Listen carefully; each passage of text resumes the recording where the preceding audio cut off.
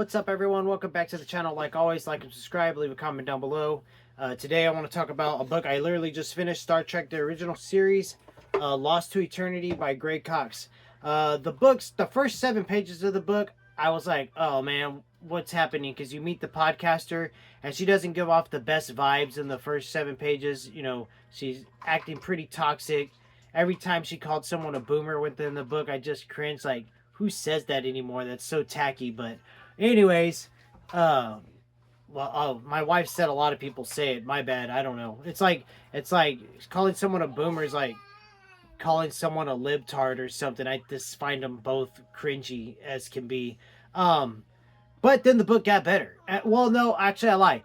After I kept reading it because I know Greg Cox is a good writer and his writing flows so well.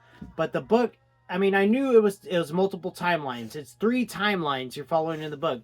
Usually, I don't like that at all. This book was no exception. I still didn't like that at all. The only reason it's a 9 out of 10 and not a 10 out of 10 is because of the time jumping stuff. I'm just not a fan of that in any book ever, really. But the book is good. Like, so the characters start to roll out. You meet Melinda and her partner Dennis. They're investigating the disappearance of Jillian Taylor. If you've seen Star Trek: The Voyage Home, she is the well scientist, whatever you call her, and she ends up with Kirk and crew, and she goes to the Back to the Future with them. So love that movie, by the way. So it was fun to follow up that movie. I got a big old wet spot on my shirt from my hair. Who cares? I showered and immediately finished the book.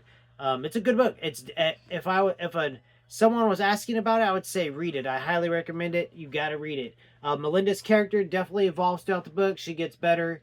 The character gets better. She's pretty cool. But anyways, you following her, and I'll just talk about her timeline for now. And she ends up uncovering, her and Dennis uncover all kinds of crazy conspiracies and all this stuff that weren't really conspiracies because they happened in 1986 when Kirk and crew went to rescue the Wells, or get the Wells. So they end up visiting the hospital where they rescued Chekhov from, and Melinda and Dennis find out that remember McCoy gave one of the older ladies a pill that made her regrow a kidney. Well, there is a guy that wanted that lady's kidney when she passed away. He got it. So here comes your main antagonist of the book.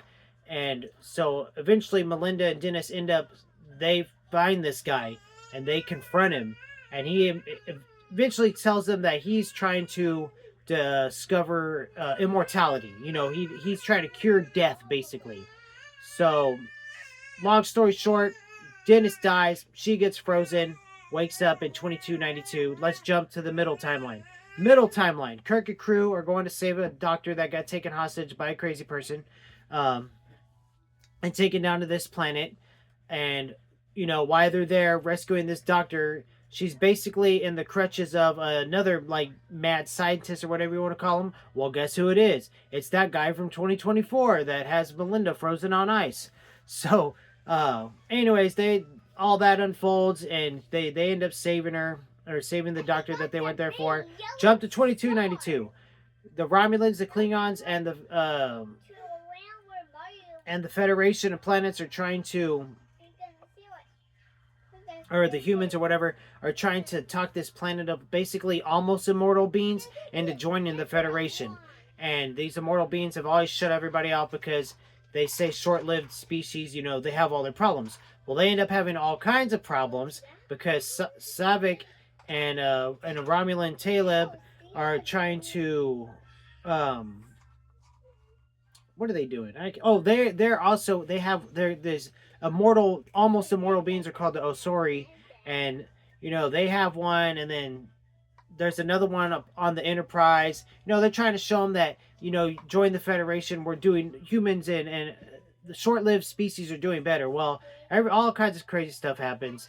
Saavik ends up being kidnapped with Silu, the Osiri, and Talib, by, guess who? The crazy doctor, the crazy madman from 2024. There he is. The best part of the book was towards the ending when they defrost Melinda and she wakes up in 2292.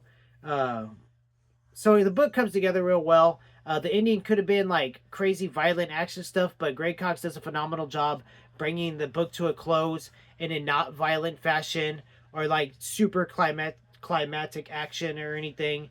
He just does a good job. The book is solid. Like, the only reason it's a 9 out of 10 because I mean, I probably was going to go into it no matter how much I liked it, it would have been a 9 out of 10 because of the timeline jumping. But he does it well. I wasn't confused. Oh, no. I lied. The first 100 pages, I was kind of confused. But that's because we got so much going on in life, you know. It just was that. But as I kept reading, the book got better and better. I really enjoyed it. Like I said, solid 9 out of 10. I highly recommend it. Greg Cox is a phenomenal writer. Slowly becoming one of my favorite writers.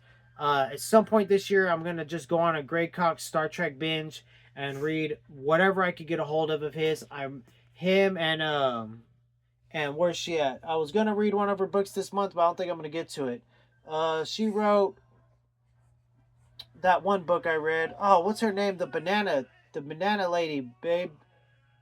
Margaret she wrote Strangers from the Sky. Margaret Vonder Bonanno. She's one of my other favorite Star Trek authors too. I've only read one book so far. Read 2 of his. So we'll see what happens as the year goes on. 9 out of 10. Love this book. Highly recommend it. Don't want to spoil too much more of it, but you get the gist.